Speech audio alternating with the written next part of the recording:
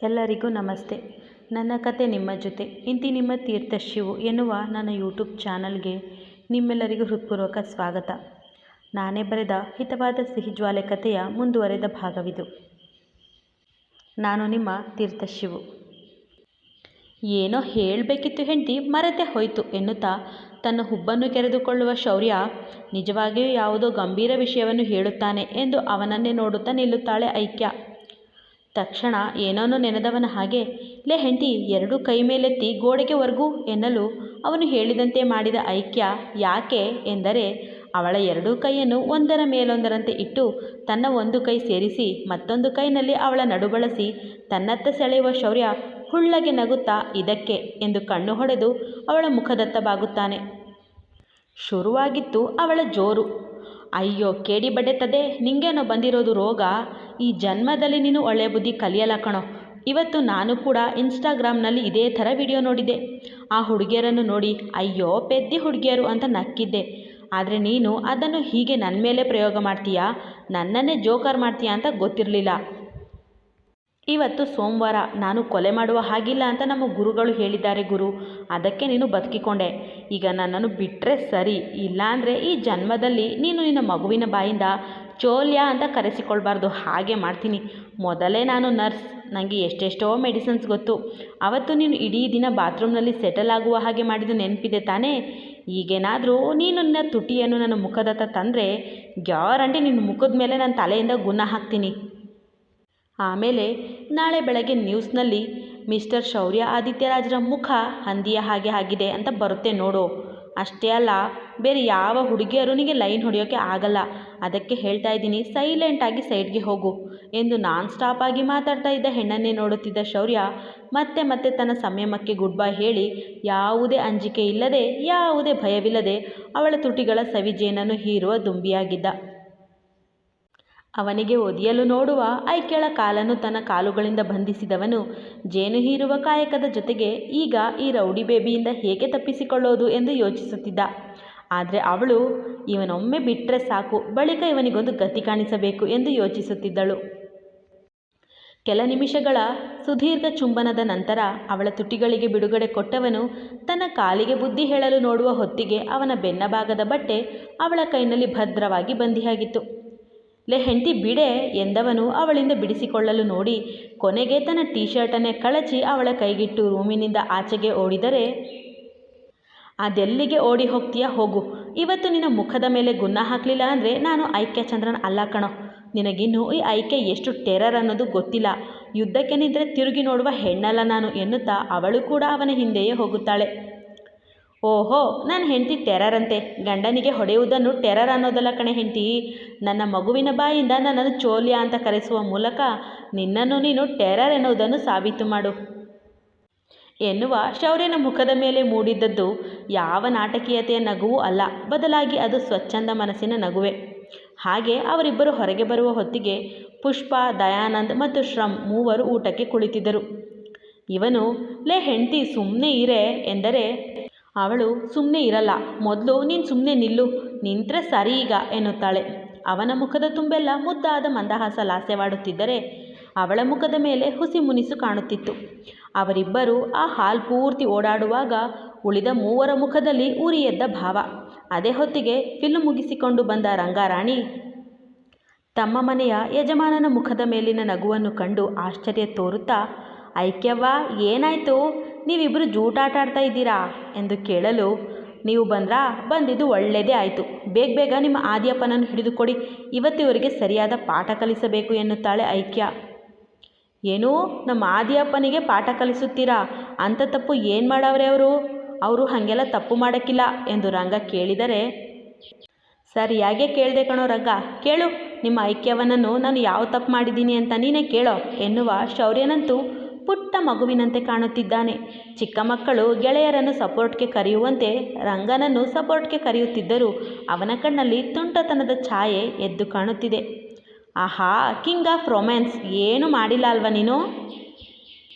ಬೇಕು ಅಂತ ನನ್ನ ಎರಡು ಕೈಗಳನ್ನು ಮೇಲಕ್ಕೆತ್ತು ಅಂದು ನಾನು ಕೈ ಎತ್ತಿದ ಕೂಡಲೇ ನಿನ್ನ ಕೈ ಸೇರಿಸಿ ಎಂದವಳು ನಾಲಿಗೆ ಕಚ್ಚಿಕೊಂಡು ಸುಮ್ಮನಾದರೆ ದೊಡ್ಡ ನಗು ನಗುತ್ತಾನೆ ಶೌರ್ಯ. ಅವಳು ಹೇಳಿ ಅರ್ಧಕ್ಕೆ ನಿಲ್ಲಿಸಿದ ಮಾತು ಯಾರಿಗೆ ಅರ್ಥವಾಯಿತೋ ಇಲ್ವೋ, ಆದರೆ ಶ್ರಮ್ಗೆ ಮಾತ್ರ ಅರ್ಥವಾಗಿ ಹೋಗಿತ್ತು. ಒಡನೆಯೇ ಅವನ ಮುಖ ಕಪ್ಪಿಟ್ಟಿತ್ತು. ಹೇಳೆ ಹೆಂಡ್ತಿ, ಅದೇನೇನು ಹೇಳಬೇಕೋ ಎಲ್ಲವನ್ನು ಹೇಳು. ಅರ್ಧಕ್ಕೆ ಯಾಕೆ ನಿಲ್ಲಿಸಿದ್ದು ನೀನು? ಅಂತಹ ತಪ್ಪನ್ನು ನಾನು ಏನು ಮಾಡಿದ್ದೀನಿ ಅಂತ ಹೇಳು.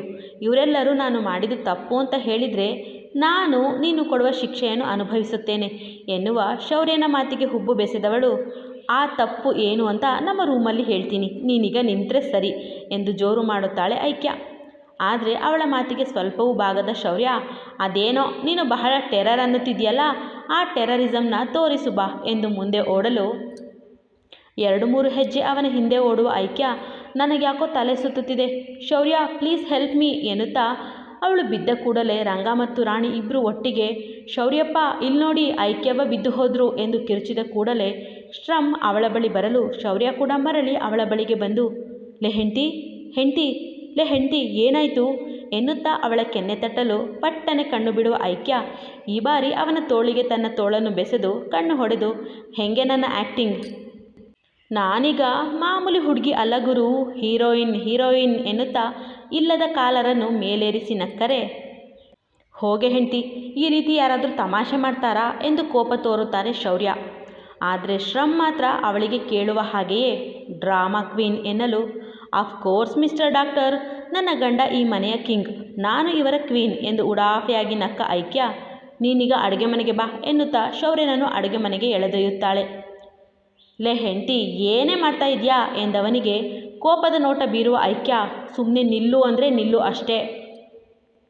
ಅಕಸ್ಮಾತ್ ಇಲ್ಲಿಂದ ಓಡಿ ಹೋದರೆ ನಾನು ಸಹ ಇಲ್ಲಿಂದ ಹೊರಗೆ ಅಂದರೆ ನಮ್ಮನೆಗೆ ಹೋಗ್ತೀನಿ ಎಂದು ಜೋರು ಮಾಡುತ್ತಲೇ ಅವನೆದುರೇ ಹಾಗಲಕಾಯಿ ಜ್ಯೂಸ್ ಮಾಡಲು ಆರಂಭಿಸಿದರೆ, ವ್ಯಾಕ್, ಹಾಗಲಕಾಯಿ ಜ್ಯೂಸ್ ಮಾಡಿ ನನಗೆ ಕುಡಿಸುವ ಯೋಚನೆಯ ಹೆಂಡ್ತಿ, ನಾನಂತೂ ಕುಡಿಯಲ್ಲ ಎನ್ನುವ ಶೌರ್ಯ ಅಲ್ಲಿಂದ ಓಡಲು ನೋಡುವಾಗ ರಾಣಿ ಮತ್ತು ರಂಗನಲ್ಲಿ ಶೌರ್ಯನನ್ನು ಹಿಡಿಯಲು ಹೇಳುವ ಐಕ್ಯ ಅವರಿಬ್ಬರು ಶೌರ್ಯನ ತೋಳನ್ನು ಹಿಡಿದು ನಿಲ್ಲಿಸಿದಾಗ, ಇನ್ಮೇಲೆ ಬರೀ ಬೇಡದ ಕೆಲಸಗಳನ್ನು ಮಾಡ್ತೀಯಾ, ನನಗೆ ಇಷ್ಟವಾಗದ ಕೆಲಸಗಳನ್ನು ಮಾಡ್ತೀಯಾ ಎನ್ನುತ್ತಲೇ ಅವನ ಮೂಗನ್ನು ಹಿಡಿದು ಅವನು ಮುಖ ಕಿವುಚುವುದನ್ನು ಕಂಡರೂ ಬೇಕೆಂದೇ ಅವನ ಬಾಯೊಳಗೆ ಪೂರ್ತಿ 1 ಲೋಟ ಹಾಗಲಕಾಯಿ ಜ್ಯೂಸನ್ನು ಸುರಿಯುತ್ತಾಳೆ.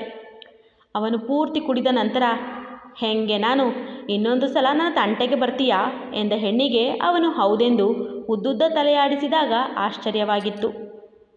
ಜೊತೆಗೆ ರಾಣಿ ರಂಗ ಕೂಡ ನಗ್ತಾ ಇದ್ದಾರೆ. ಅವಳು ಏನಂದೆ ಎಂದರೆ, ನೀನು ಈ ರೀತಿಯ ಶಿಕ್ಷೆ ಕೊಡ್ತೀನಿ ಅನ್ನೋದೇ ಆದರೆ ನಾನು ಇನ್ಮೇಲೆ ಯಾವಾಗಲೂ ಇದೇ ರೀತಿ ಮಾಡ್ತೀನಿ ಅಂದೆ ಹೆಂಡ್ತಿ ಎನ್ನುತ್ತಾ ತನ್ನದೇ ಶೈಲಿಯಾದ ಕೆನ್ನೆಯೊಳಗೆ ನಾಲಿಗೆ ತೋರಿಸಿ ನಗುತ್ತಾನೆ ಶೌರ್ಯ. ಐಕ್ಯ ಮತ್ತಷ್ಟು ಆಶ್ಚರ್ಯದಿಂದ ಹಾಂ ಎಂದರೆ, ಐಕ್ಯವ, ನಮ್ಮ ಆದಿಯಪ್ಪನವರಿಗೆ ಹಾಗಲಕಾಯಿ ಜ್ಯೂಸ್ ಅಂದರೆ ತುಂಬ ಇಷ್ಟ ಅಂತ ನಿಮಗೆ ಗೊತ್ತಿಲ್ವಾ? ನೀವು ಆಗಲೇ ತಲೆ ಸುತ್ತಿ ಬಿದ್ದಂತೆ ಇವರೂ ಈಗ ನನಗೆ ಈ ಜ್ಯೂಸ್ ಇಷ್ಟ ಇಲ್ಲ ಅಂತ ನಾಟಕವಾಡಿದ್ದು ಎನ್ನುತ್ತಾನೆ ರಂಗ. ಒಡನೆಯೇ ಶೌರ್ಯನ ಕಡೆ ನೋಡುವ ಐಕ್ಯ ಕಣ್ಣಲ್ಲೇ ನಿಜವೇನ ಎಂದರೆ ಅವನು ಕಣ್ಣು ಹೊಡೆಯುವ ಮೂಲಕ ಹೌದೆಂದದ್ದು ಅಲ್ಲದೆ, ಲೇ ಹೆಂಡ್ತಿ ಇನ್ನೊಂದು ಲೋಟ ಹಾಗಲಕಾಯಿ ಜ್ಯೂಸ್ ಕೊಡೆ ಎನ್ನುವ ಮೂಲಕ ಅವಳನ್ನು ಮತ್ತಷ್ಟು ಕೆಣಕಿದ್ದ. ಥು ಸೈಕೋ ಎಂದು ಬರೀ ಬಾಯಿ ಸನ್ನೆಯಲ್ಲಿ ಬೈದ ಐಕ್ಯ ಧುಮುಗುಡುವ ಮುಖ ಮಾಡುತ್ತಾ ತಮ್ಮ ರೂಮಿಗೆ ಹೋಗುವಾಗ, ಲೇ ಹೆಂಡ್ತಿ ನಾನು ಬರ್ತೀನಿರೇ ಎನ್ನುತ್ತಾ ಅವಳ ಹಿಂದೆಯೇ ಓಡುವ ಶೌರ್ಯ ಅವಳು ಕೋಪಿಸಿಕೊಂಡು ನೆಲದ ಮೇಲೆ ಮಲಗಿದರೆ ಯಾವೊಂದು ಸೂಚನೆ ಕೊಡದೆ ಅವಳನ್ನು ಎತ್ತಿಕೊಂಡು ಬೆಡ್ ಮೇಲೆ ಮಲಗಿಸಿ ಅವಳು ಬಾಯಿ ತೆರೆಯುವ ಮುನ್ನವೇ ಸಾರಿ ಹೆಂಡ್ತಿ ಎಂದು ತನ್ನೆರಡು ಕಿವಿ ಹಿಡಿಯುತ್ತಾನೆ. ಆಗ ಐಕ್ಯ, ನೀನು ಈ ರೀತಿ ಮುದ್ದು ಮುದ್ದಾಗಿ ಸಾರಿ ಕೇಳಿದ ಮಾತ್ರಕ್ಕೆ ನಾನು ಸುಮ್ಮನೆ ಆಗಲ್ಲ ಕೇಳಿ, ಬರೀ ಬೇಡದು ಮಾಡೋಕ್ಕೆ ಬರ್ತೀಯಾ ನೀನು ಎಂದು ಮೂತಿ ಉದ್ದ ಮಾಡಿದಾಗ, ಆಯಿತು ಬಿಡೆ ಹೆಂಡ್ತಿ, ಇನ್ಮೇಲೆ ಹೀಗೆಲ್ಲ ಮಾಡಲಾಯ್ತಾ, ಇವತ್ತೊಂದು ದಿನಕ್ಕೆ ಕ್ಷಮೆ ಕೊಟ್ಟು ನೆಮ್ಮದಿಯಿಂದ ಮಲಗು ಎಂದ ಶೌರ್ಯ ಇನ್ನೂ ತನ್ನ ಕಿವಿಯನ್ನು ಹಿಡಿದಿರುವುದನ್ನು ಕಂಡ ಐಕ್ಯ ತುಸು ಬಿಗುಮಾನದಲ್ಲೇ, ಸರಿ ಬಿಡು ಈಗ ಬಿದ್ಕೋ ಎನ್ನುತ್ತಾ ತಾನೇ ಅವರಿಬ್ಬರ ಮಧ್ಯೆ ದಿಂಬುಗಳನ್ನು ಜೋಡಿಸಿ ಗುಡ್ ನೈಟ್ ಎಂದರೆ ಮುದ್ದು ಮುದ್ದಾಗಿ ಮುಗುಳ್ನಕ್ಕ ಕೇಳಿ ಕೂಡ ಗುಡ್ ನೈಟ್ ಹೇಳುತ್ತಾನೆ. ಆದರೆ ಯಥಾಪ್ರಕಾರ ಅವಳು ಸಂಪೂರ್ಣವಾಗಿ ಮಲಗಿದ ಮೇಲೆ ದಿಂಬುಗಳನ್ನು ಎತ್ತೆಸೆದು ಅವಳನ್ನು ಅಪ್ಪಿಯೇ ನಿದ್ರೆ ಮಾಡುತ್ತಾನೆ ಶೌರ್ಯ. ಮಾರನೆಯ ದಿನ ಇಬ್ಬರು ಎದ್ದಿದ್ದು ತಡವಾಗಿತ್ತು. ಹಾಗಾಗಿ ಇಬ್ಬರು ಅವಸರವಾಗಿ ರೆಡಿಯಾಗಿ ತಮ್ಮ ತಮ್ಮ ಕೆಲಸದ ಕಡೆ ಹೋಗುತ್ತಾರೆ. ಇಂದು ಕೂಡ ಸ್ವತಃ ಶೌರ್ಯನೇ ಅವಳನ್ನು ಶೂಟಿಂಗ್ ಸೆಟ್ಟಿಗೆ ಬಿಟ್ಟು ಹೋಗಿದ್ದ. ಐಕ್ಯ ಕೂಡ ಹಿಂದಿನ ದಿನದಂತೆ ಶೂಟಿಂಗ್ನಲ್ಲಿ ಬಹಳ ಉತ್ಸಾಹದಿಂದ ಪಾಲ್ಗೊಳ್ಳುತ್ತಾಳೆ. ಡೈರೆಕ್ಟರ್ ಹೇಳಿದಷ್ಟು ದೃಶ್ಯವನ್ನು ಚಿತ್ರೀಕರಣ ಮಾಡಿ ಕೊಡುತ್ತಾಳೆ. ಆದರೆ ಸಂಜೆಯ ಹೊತ್ತಿಗೆ ಅವಳಿಗೆ ಕರೆ ಮಾಡುವ ಶೌರ್ಯ, ಹೆಂಡತಿ ನನ್ನ ಕಾರನ್ನು ಕಳುಹಿಸುತ್ತೇನೆ, ನೀನು ಮನೆಗೆ ಹೋಗು. ನಾನು ಅರ್ಜೆಂಟ್ ಮೀಟಿಂಗಾಗಿ ಪೂನಾಗೆ ಹೋಗ್ತಾ ಇದ್ದೀನಿ. ನಾಳೆ ರಾತ್ರಿಯ ಹೊತ್ತಿಗೆ ಬರ್ತೀನಿ, ಟೇಕ್ ಕೇರ್ ಎಂದಾಗ ಶೌರ್ಯ, ನಾನು ನಮ್ಮಮ್ಮನ ಮನೆಗೆ ಹೋಗ್ಲಾ ಎಂದು ಕೇಳಬೇಕೆಂದುಕೊಂಡರೂ ಮನೆಯಲ್ಲಿ ಐಶು ಮತ್ತು ಕಾರ್ತಿಕ್ ಬಂದಿರುವ ವಿಚಾರ ತಿಳಿದಿದ್ದರಿಂದ, ಸರಿ ನಾನು ಹೋಗ್ತೀನಿ, ನೀನು ಕೂಡ ಟೇಕ್ ಕೇರ್ ಎನ್ನುವ ಐಕ್ಯ ಅವನ ಕಾರಿನಲ್ಲೇ ಮನೆ ಸೇರುತ್ತಾಳೆ. ಅವಳು ಮನೆಗೆ ಬಂದಾಗ ರಂಗ, ರಾಣಿ, ಪುಷ್ಪ, ದಯಾನಂದ್ ಎಲ್ಲರೂ ಮನೆಯಲ್ಲೇ ಇದ್ದರು. ಶ್ರಮ್ ಒಬ್ಬ ಮಾತ್ರ ಇರಲಿಲ್ಲ.